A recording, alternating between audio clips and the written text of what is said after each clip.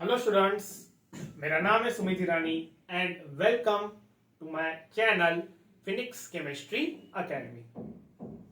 Students, previous lecture में हमने ये देखा था what is meant by the balanced chemical equation and unbalanced chemical equation और उसके कुछ एग्जांपल्स जो है हमने देखे थे। आज हम ये देखेंगे कि जब हम कोई केमिकल इक्वेशन लिखते हैं तो वो केमिकल इक्वेशन लिखते वक्त कौन से रूल्स हमें फॉलो करने चाहिए। What are the various rules to write a chemical equation. So start करते हैं आज हमारा video, that is chemical reactions and equation का video number 5, rules to write the chemical equation.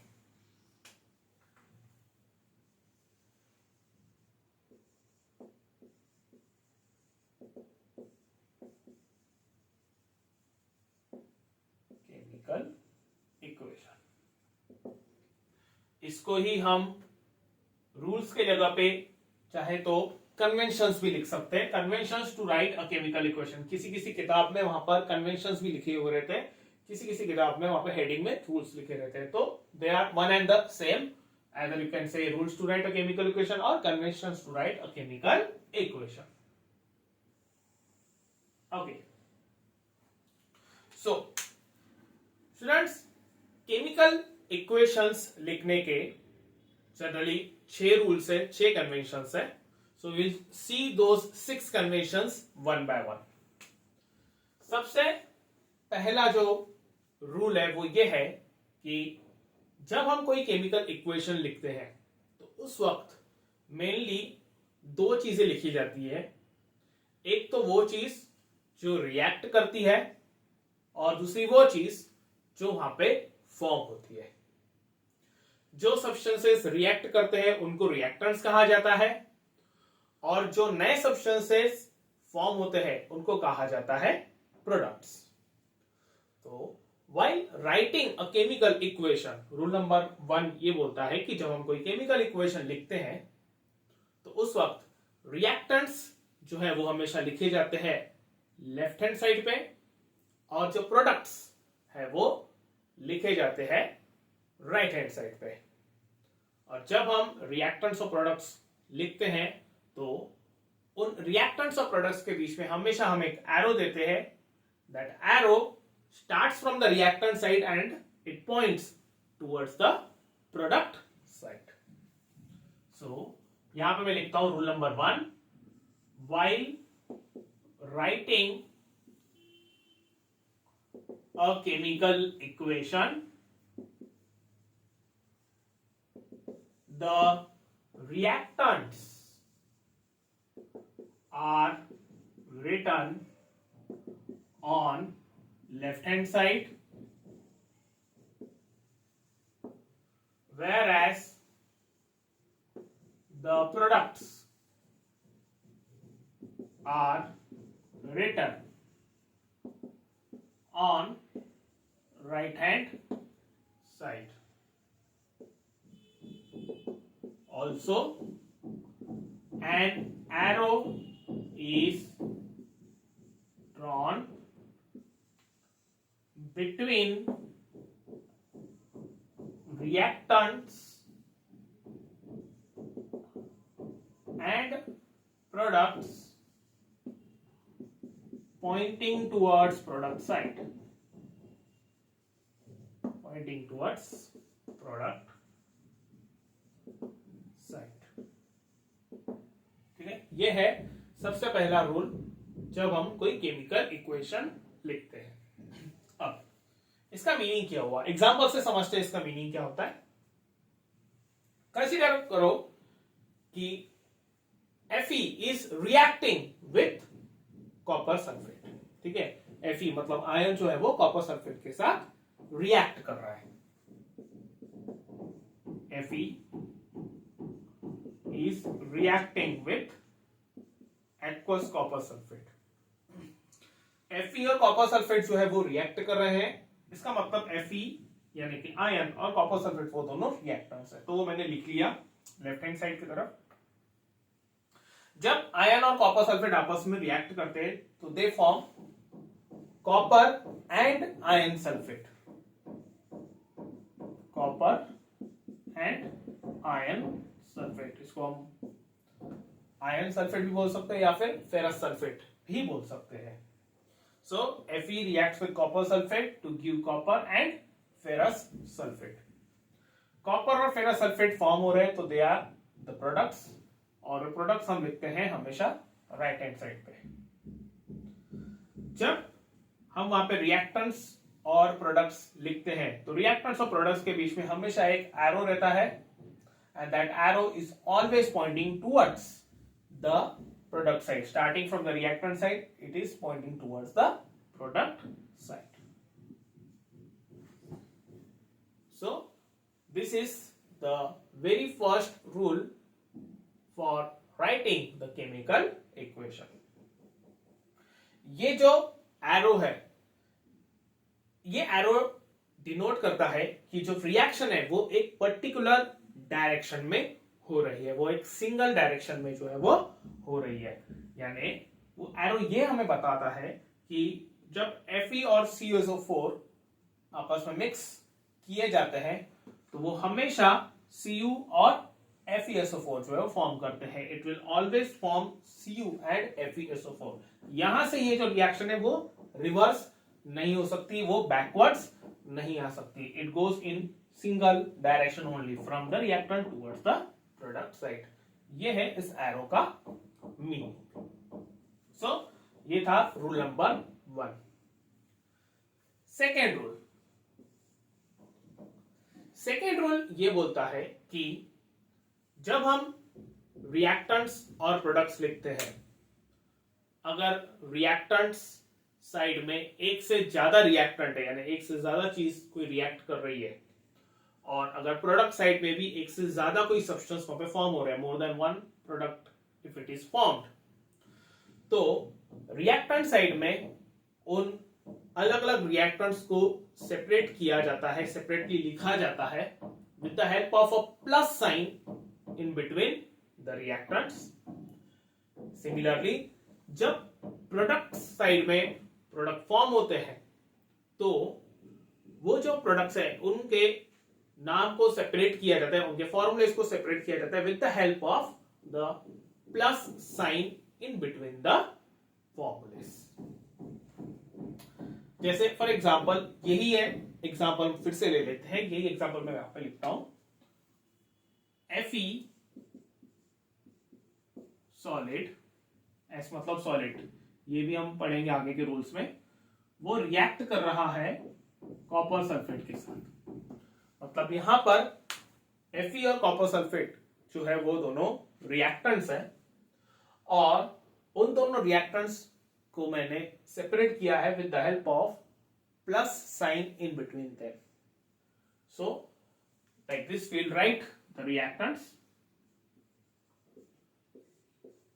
ये तो सिर्फ मैंने दो रिएक्टेंट्स लिए कि जितने भी रिएक्टेंट्स वहां पे रहेंगे, weather it is 2 3 4, more than one, मैं मोर देन वन की बात कर रहा हूं, 2 3 4 5 6, जितने भी वहां पे रिएक्टेंट्स रहेंगे उनको हम सेपरेट कर सकते हैं with the help of plus sign. मतलब उनके फॉर्मूलेस के बीच में हमेशा हम प्लस साइन वो लिखते हैं।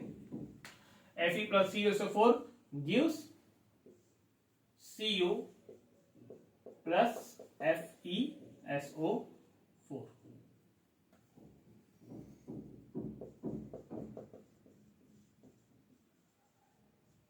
ओके, सो यहां पर भी हम ये देख रहे हैं कि वहां पर दो प्रोडक्ट्स फॉर्म हो रहे हैं, Cu और FeSO4, और उन दोनों प्रोडक्ट्स को हमने सेपरेट किया है with the help of a plus sign. Plus sign के बदौलत हमने उनको सेपरेट कर दिया है। So this is the second rule to write a chemical equation. Next,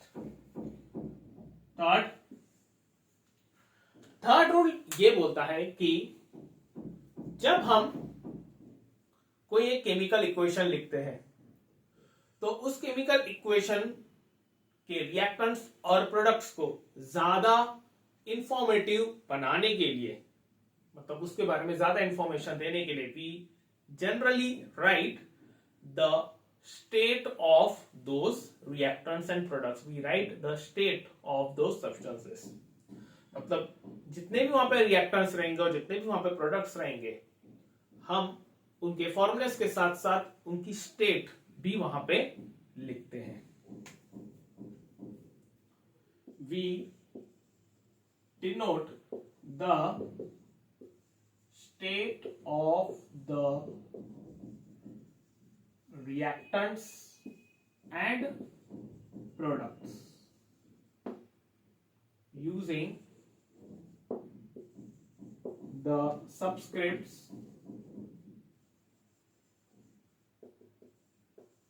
that is S for solid,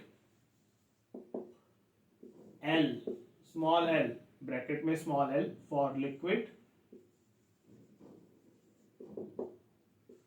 small g for gases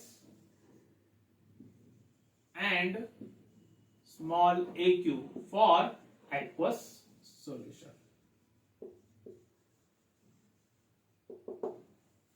Okay, S for solid, L for liquid, G for gases and aq for aqueous solution. मतलब कि जो हम reactants लेते हैं either they are in the solid, liquid, gas और aqueous state, तो वो वहां पे क्लियर करने के लिए, वो चीज वहां पे बताने के लिए जनरली हम ये सब्सक्रिप्ट्स का सहारा लेते हैं. ये सब्सक्रिप्ट्स को हम वहां पे यूज करते हैं.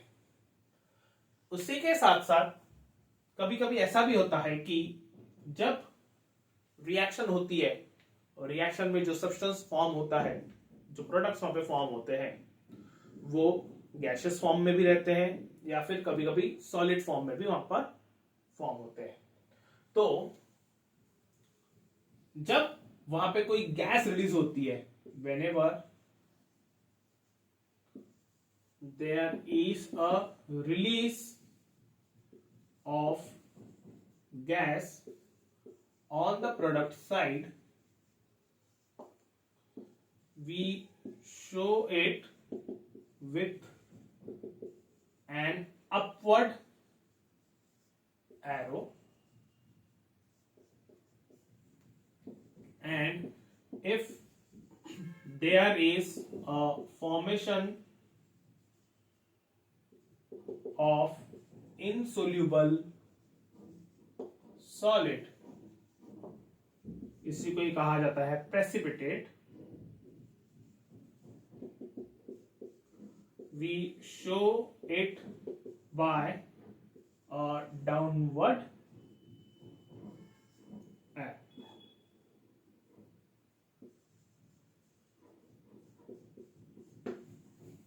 ठीक है. सो जब भी कोई रिएक्शन होती है तो उस वक्त अगर सपोज कोई गैस रिलीज होती है तो उस गैस को हम बता सकते हैं with the help of upward arrow. Upward arrow इसीलिए क्योंकि हमेशा जो गैस रहती है वो वहां से निकल जाती है, उस कंटेनर से बाहर निकल जाती है, उस रिएक्शन मिक्सचर से वो बाहर निकल जाती है. So we show it by upward arrow. और बहुत बार ऐसा होता है कि उस रिएक्शन में कोई एक सॉलिड सब्सटेंस, कोई एक इनसोल्यूबल सब्सटेंस जिसको हम प्रेसिपिटेट भी बोलते हैं, वो फॉर्म होते हैं. तो we show it by a downward arrow. Downward arrow की बदौलत हम उसे शो करते हैं. डाउनवर्ड एरो ये डिनोट करता है कि वो जो सब्सटेंस है वो नीचे जाके सेटल हुआ है, वो नीचे जाके वहां पे प्रेजेंट है.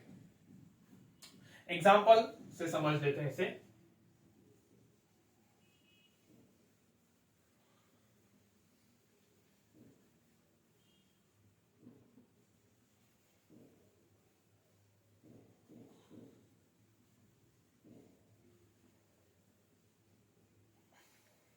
ओके, जैसे फॉर एग्जांपल हमने ले लिया zinc reacts with H2SO4 to give ZnSO4 and H2. ठीक है. जिंक के हमने कुछ पार्टिकल्स लिए, जिंक ग्रैन्यूल्स ले लिए और हमने उसे ऐड किया डाइल्यूट H2SO4 में. तो होता यह है कि जब जिंक को डाइल्यूट H2SO4 में ऐड किया जाता है तो हमें वहां पे बीकर में या उस कंटेनर में देखने को मिलता है कि वहां पे बबल्स फॉर्म हो रहे हैं. वो जो बबल्स फॉर्म होते हैं वो बबल्स रहते हैं एक्चुअली में हाइड्रोजन गैस के. मतलब कि वो जो हाइड्रोजन गैस है वो वहां से बाहर निकलते जा रही है, और साथ ही साथ वहां पे फॉर्म होता है zinc sulphate. So this are the reactors, this are the products. अब हमने तो ये रिएक्शन लिख लिया, हमने वहां पे रिएक्टेंट्स और प्रोडक्ट्स जो है वो लिख लिए। अब हम इनकी स्टेट्स यहां पे लिखेंगे ताकि हमें इन रिएक्टेंट्स और प्रोडक्ट्स के बारे में और थोड़ा सा नॉलेज मिले। जिंक, जैसे कि मैंने आपको बताया कि जो जिंक है वो ग्रेन्यूल्स के फॉर्म में, मतलब सॉलिड पार्टिकल्स के फॉर्म में जो है वो लिया जाता है। तो क्योंकि वहां पे जिंक सॉलिड फॉर्म में रहता है, इसलिए इसके सबस्क्रिप्ट में वहां पे लिखा जाता है S, small S. Small S मतलब solid, S for solid. H2SO4, जो हम H2SO4 वहां पे लेते हैं वो H2SO4 रहता है डाइल्यूट। डाइल्यूट मतलब जो H2SO4 है उसका सॉल्यूशन बनाया गया है वाटर में। तो क्योंकि वहां पे H2SO4 डाइल्यूट फॉर्म में है, वाटर के साथ उसका सॉल्यूशन बनाया गया है, दैट्स व्हाई उसके सब्सक्रिप्ट में हम लिखते हैं AQ। AQ means aqueous solution. Okay, कोई भी सब्सटेंस का हमने अगर पानी में सॉल्यूशन बनाया तो उसको एक्वस सॉल्यूशन जो है वो कहा जाता है। क्योंकि यहाँ पे H2SO4 का सॉल्यूशन बनाया गया है वाटर में, that's why we call it as an aqueous solution, we name it as a aqueous solution. इधर आके प्रोडक्ट साइड में यहाँ पे जो फॉर्म हो रहा है प्रोडक्ट वो है जिंक सल्फेट।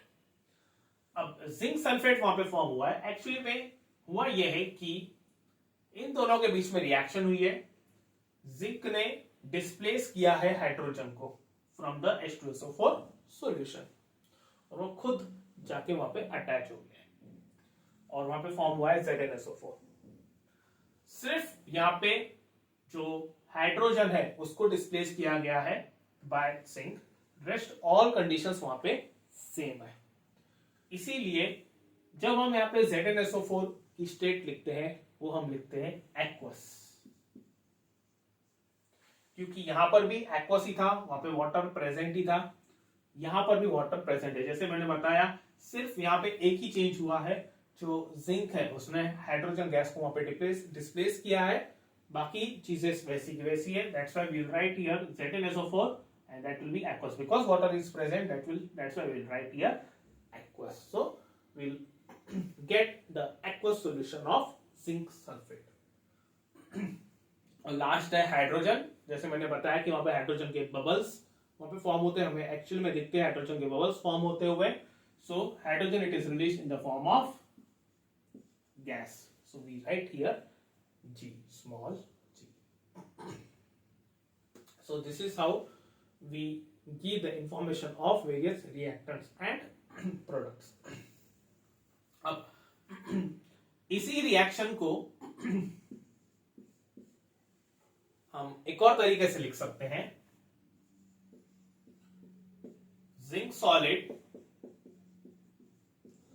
H2SO4 aqueous, ये जैसा का वैसा ही, gives ZnSO4 aqueous, और यहां हाइड्रोजन गैस लिखने के बजाय we will give an upward arrow। हम वहां पे एक अपवर्ड एरो जो है वो शो करेंगे। अपवर्ड एरो ये बताता है कि वहां पे वो हाइड्रोजन गैस फॉर्म हुई थी और वो हाइड्रोजन गैस वहां से बाहर निकल गई, उस रिएक्शन मिक्सचर से वो बाहर निकल गई। So will give an upward arrow. So this is also one of the way to write the chemical equation. Now एक एग्जांपल हम ले लेते हैं इस प्रेसिपिटेट का, जो सॉलिड इनसॉल्युबल सब्सटेंस वहां पे फॉर्म होते हैं, उसका हम एग्जांपल लेते हैं। कंसीडर लीड नाइट्रेट PbNO3/2, जो कि हमने एक्वस फॉर्म में लिया,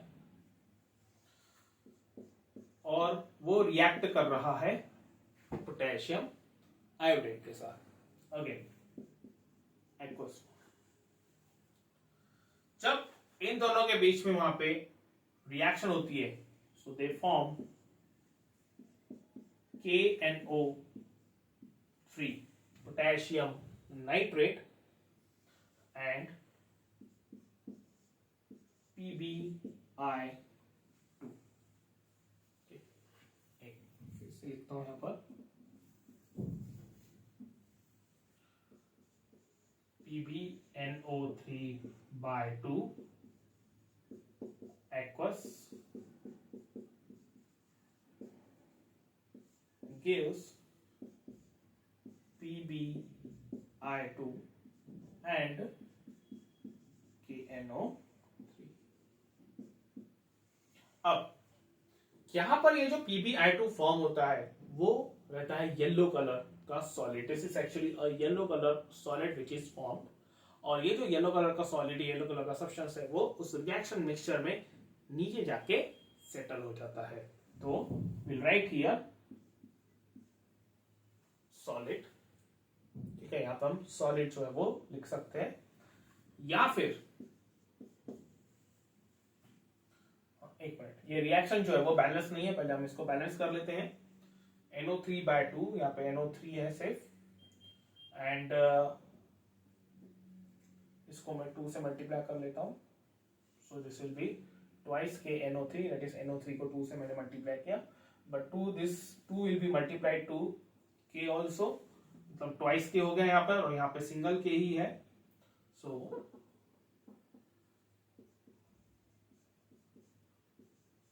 I will multiply here by 2, twice KI. 2K और 2I हो गए यहाँ पे, यहाँ पर भी 2I और यहाँ पे 2K. यहाँ पे सिंगल PB, यहाँ पे NO3/2 मतलब 2 NO3, यहाँ पर भी NO3 को 2 से मल्टीप्लाई किया तो 2 NO3 हो गए. तो रिएक्शन बैलेंस्ड है. So this is one way. दूसरा वे है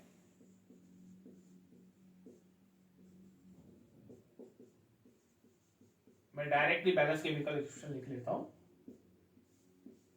PbI2, यहां पे सॉलिड लिखने के बजाय will give a downward arrow.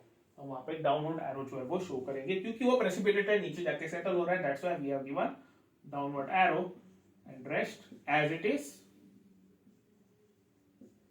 Twice KNO3. ठीक है.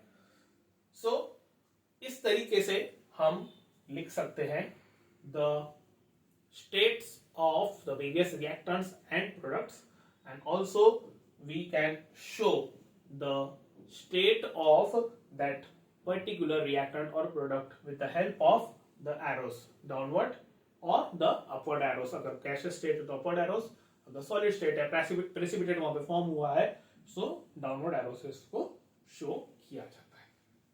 So this was the third rule for writing a chemical equation. चलिए आगे बढ़ते हैं. नेक्स्ट रूल नंबर 4 और the convention number 4.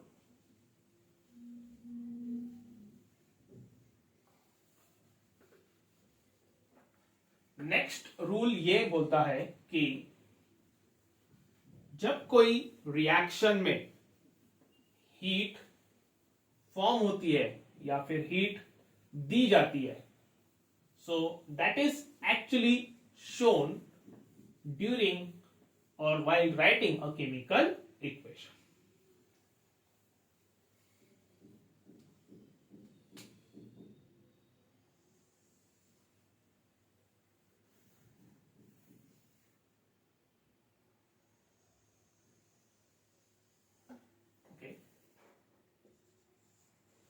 So, while writing a chemical equation, the heat energy absorbed or released during a chemical reaction is shown on the reactant side or on the product side, or by writing it above or below the arrow. तो जब भी कोई reaction में वहां पे heat energy दी जाती है या फिर हीट एनर्जी वहां पे रिलीज होती है तो उसको वहां पे शो किया जाता है while writing a chemical equation. Example ले लेते हैं. For example, heating of calcium carbonate, that is limestone. Heating of calcium carbonate, that is limestone. Calcium carbonate limestone को जब वहां पे हीट किया जाता है तो फॉर्म होता है calcium oxide and carbon dioxide. तो हम उसे लिखेंगे कैसे और उसे हम बताएंगे कैसे. CaCO3 solid. यहां पे हम लिख सकते हैं एरो, और एरो के ऊपर हम लिख सकते हैं वहां पे हीट. एरो के ऊपर भी लिख सकते हो या फिर नीचे भी आप लिख सकते हो हीट, और वो फॉर्म करेगा calcium oxide and carbon dioxide. ठीक है, इस तरीके से हम लिख सकते हैं. यहां पे जैसे हमने स्पेलिंग फॉर्म में वहां पे हीट लिखा है, एक और रूल है हीट लिखने का, और वो है delta sign. Writing a delta sign. CaCO3 solid, इसको कहते हैं डेल्टा साइन. ट्रायंगल के फॉर्म में उसे लिखा जाता है, this is called as delta. इसका ही मतलब होता है हीट. हीट किया so it forms calcium oxide solid plus carbon dioxide gas. Okay, so इस तरीके से जब कोई रिएक्शन में हीट अब्सॉर्ब किया जाता है, we show the heat energy how it is used by that chemical equation. दूसरी ओर आगे बढ़ते हैं. अगर सपोज कोई रिएक्शन में वहां पर हीट एनर्जी रिलीज होती है, मतलब बाहर निकलती है, रहती है कुछ ऐसी भी रिएक्शंस रहती है जिसमें हीट एनर्जी बाहर निकलती है, जिसमें हीट एनर्जी रिलीज होती है, उसको कहा जाता है एक्सोथर्मिक रिएक्शंस. हम आगे पढ़ेंगे वो रिएक्शंस के बारे में. जो रिएक्शन में हीट एनर्जी रिलीज होती है उनको एक्सोथर्मिक कहा जाता है, और जो रिएक्शन में हीट एनर्जी अब्सॉर्ब होती है उनको एंडोथर्मिक रिएक्शंस वो कहा जाता है. तो जैसे for example zinc solid, when it reacts with H2SO4 aqueous,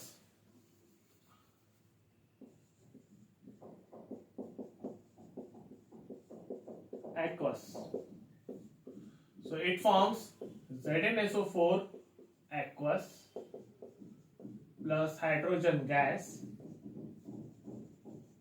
और उसी के साथ साथ वहां पे रिलीज होती है हीट एनर्जी. हीट एनर्जी जब रिलीज होती है तो उसको प्रोडक्ट साइड में जो है वो लिखा जाता है. क्यों प्रोडक्ट साइड में लिखा जाता है? Because it is actually formed. वो हीट जो है वो एक्चुअली फॉर्म हो रही है, that's why it is written on the product side. यहां पर जो हीट है वो हमने एरो के ऊपर लिखा है. जैसे मैंने बताया, एरो के ऊपर भी लिख सकते हैं, एरो के नीचे भी वहां पे लिख सकते हैं. हम चाहे तो इस हीट को इस रिएक्टेंट के साथ भी लिख सकते हैं. यहाँ पे प्लस साइन देके we can write here heat. ये क्योंकि हीट एनर्जी स्टार्टिंग में दी जा रही है, स्टार्टिंग में रिएक्टेंट के साथ वहां पे जीआर दी जा रही है, so we can write there as CaCO3 plus heat gives CaO plus CO2. मैं यहाँ पे लिख लेता हूं एक और form, plus heat gives CaO solid plus CO2 gas. So this and this all the three ways are same, they are absolutely correct. हम किसी भी फॉर्म में उस रिएक्शन को लिख सकते हैं। So this was rule number 4, that is for writing a chemical equation the heat energy either absorbed or released is shown by is shown by writing it along with the reactants or the products। चलिए आगे बढ़ते हैं।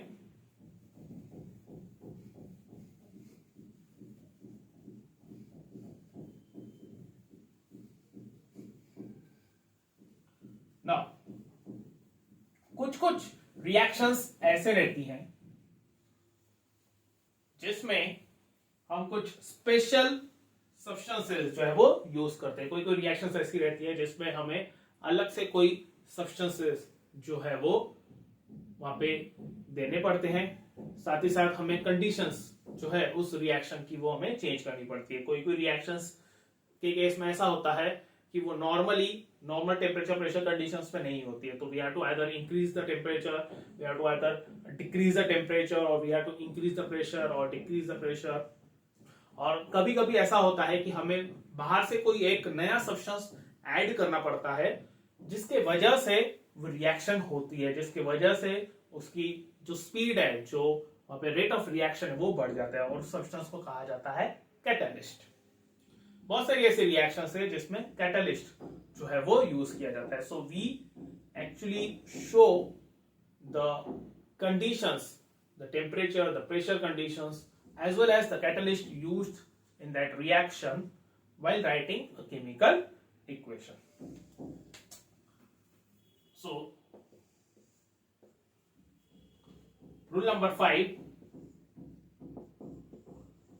special conditions of temperature, pressure and catalyst is shown while writing a chemical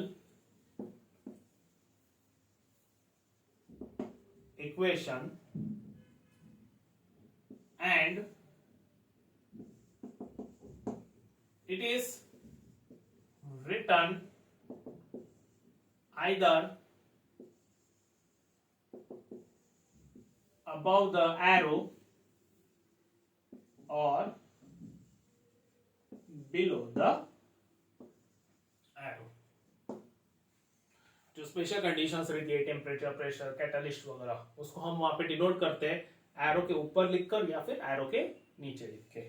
example देख लेते हैं। For example,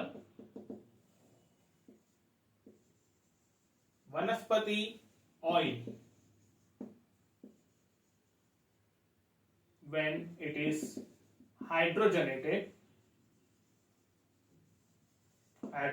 मतलब reacting with hydrogen,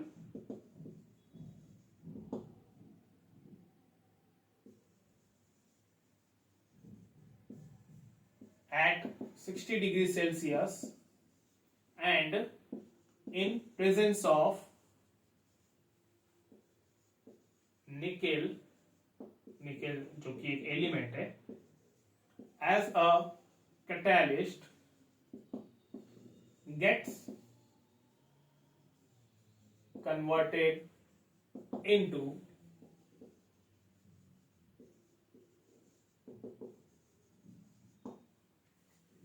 वनस्पति घी। ठीक है, वनस्पति oil when it is hydrogenated, that is it is reacted with hydrogen at 60 degrees Celsius and in presence of nickel as a catalyst, it gets converted into वनस्पति घी। अब ये जो reaction है इसको हम शो कैसे करेंगे, इसको इक्वेशन के फॉर्म में हम कैसे लिखेंगे। सो वनस्पति oil plus hydrogen gas in presence of nickel catalyst and at a temperature of 60 degree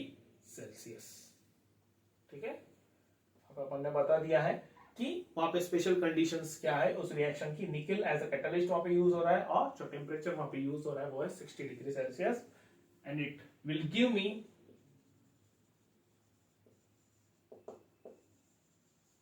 वनस्पति घी।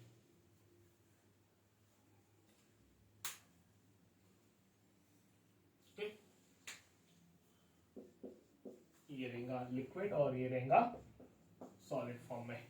यहाँ पे मैं इनका इक्वेशन जो है वो नहीं लिख सकता because it is too complex. इनका जो नॉट इक्वेशन सॉरी, उसका जो केमिकल फॉर्मूला है वो बहुत ही ज्यादा कॉम्प्लेक्स है। That's why I haven't written the chemical formula, मैंने सिर्फ उनका वहां पे नाम लिखा है।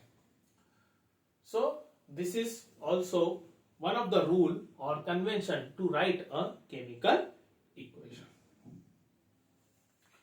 ठीक है, आगे बढ़े। चलिए, इसके बाद जो लास्ट रूल है, लास्ट कन्वेंशन है, वो है special information about the reactors are shown by writing it below their formulas. Special information about the reactants are shown by writing it below their formulas.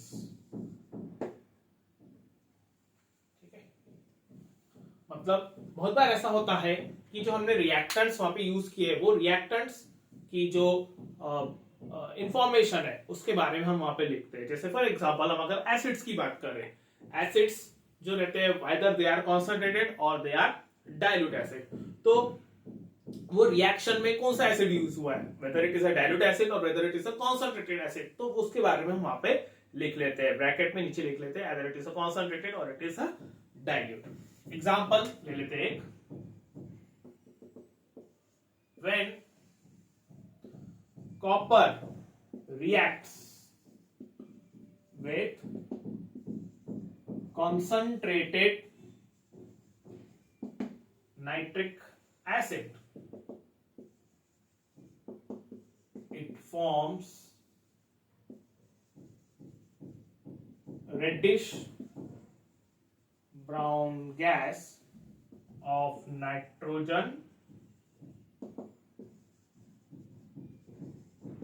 Dioxide. जब copper को react किया जाता है concentrated nitric acid के साथ तो वहां पर reddish brown gas nitrogen dioxide जो है वो फॉर्म होती है। Cu solid plus HNO3, this is concentrated, this is concentrated. अब ये कॉन्सनट्रेटेड का मीनिंग क्या हुआ?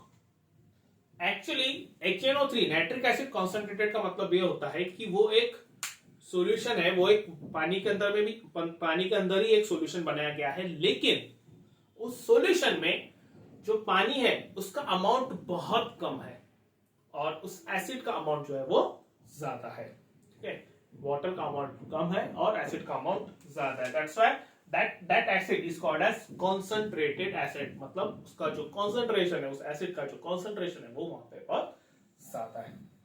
So it is concentrated nitric acid। इसकी स्टेट जो रहेंगी वो रहेंगी aqueous। Okay, its state will be aqueous। क्यों aqueous? क्योंकि वहां पर कुछ अमाउंट में वाटर जो है वो प्रेजेंट है। जैसे मैंने बताया वाटर वहां पे प्रेजेंट है लेकिन उसका अमाउंट जो है वो कम है, क्योंकि वहां पे वाटर प्रेजेंट है, that's why it will be called as a aqueous solution, an aqueous solution। now so it will form copper nitrate CuNO3 by 2 और उसी के साथ साथ वहां पे फॉर्म होगा NO2 gas and H2O liquid. ठीक है, इस तरीके से जो है वो रिएक्शन होगी, copper nitrate, nitrogen dioxide and water. इसको हम बैलेंस कर लेते हैं। यहां पे आएगा 4 Cu प्लस 4 HNO3 ट्वाइस 12 6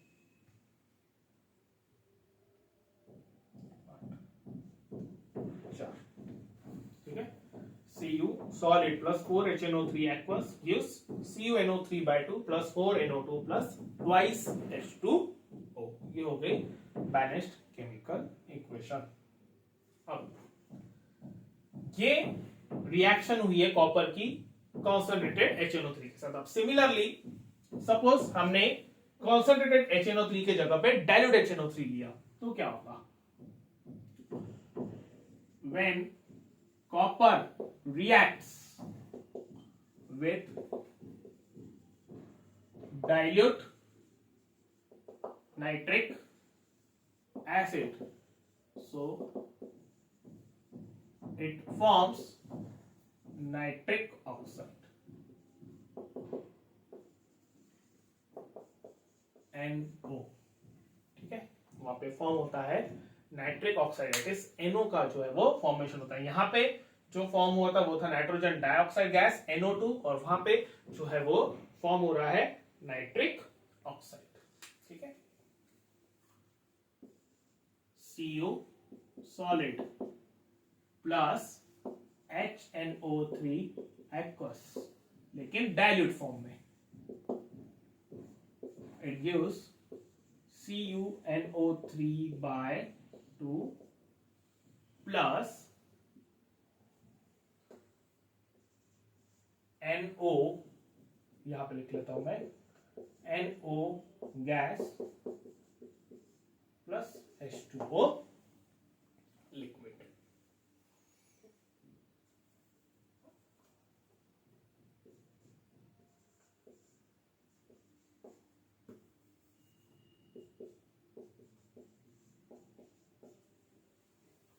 ठीक है, Cu solid plus HNO3 aqueous gives CuNO3 by 2 copper nitrate. Same copper nitrate जैसे यहाँ पे मिला था वहां पे मिला, उसके साथ साथ वहां पे फॉर्म हो रहा है नाइट्रिक ऑक्साइड और वाटर। रिएक्शन को हम बैलेंस कर लेते हैं।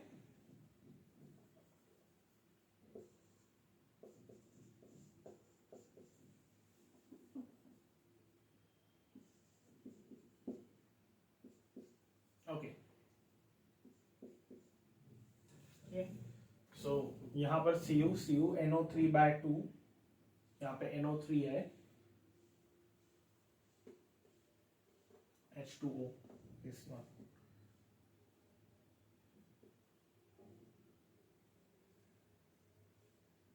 सपोज यहाँ पे मैंने 3 से मल्टीप्लाई कर लिया तो 3 नाइट्रोजन, यहाँ पे भी नाइट्रोजन 3 हो जाएंगे, लेकिन यहाँ पे 3 हाइड्रोजन, यहाँ पे 2, तो ये अनबैलेंस हो गया।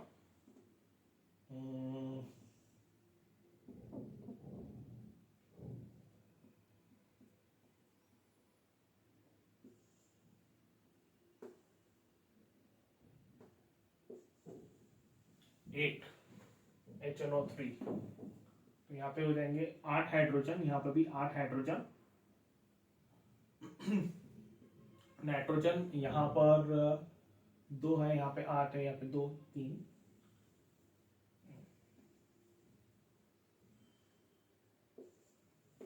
3 से मल्टीप्लाई करते हैं 6 2 6 8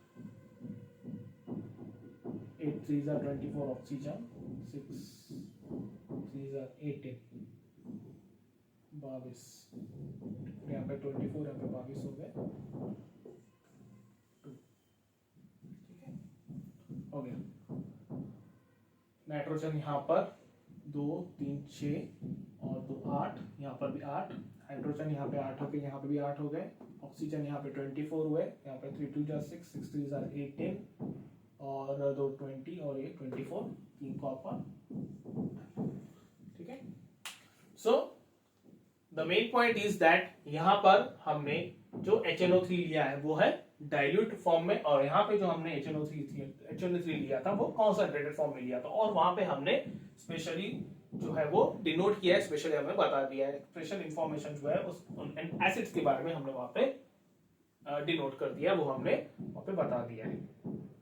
सो students, this were the conventions और the rules to write a chemical equation. So यहाँ पे हम कंप्लीट करते हैं ये टॉपिक और आज का हमारा लेक्चर। सो पढ़ाई करते रहिए। All the very best.